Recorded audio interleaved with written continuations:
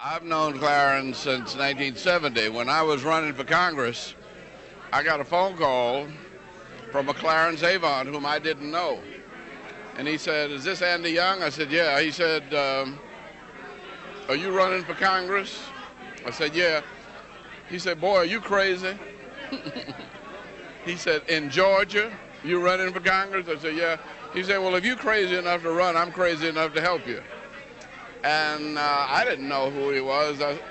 He said, "What do you need?" I said, "Everything."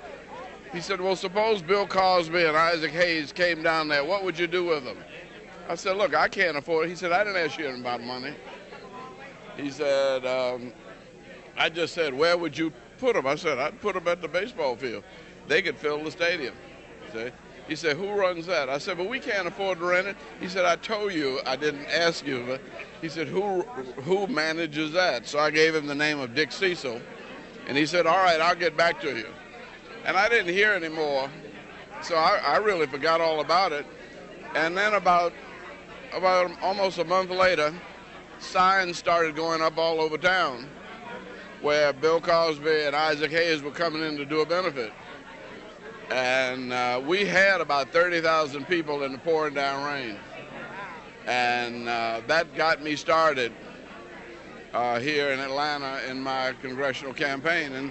And he never sent us a bill. He never, when I tried to thank him, he said, "You thank me." He said, I ought to be thanking you for being foolish enough to run down here in Georgia." So he's a really great man.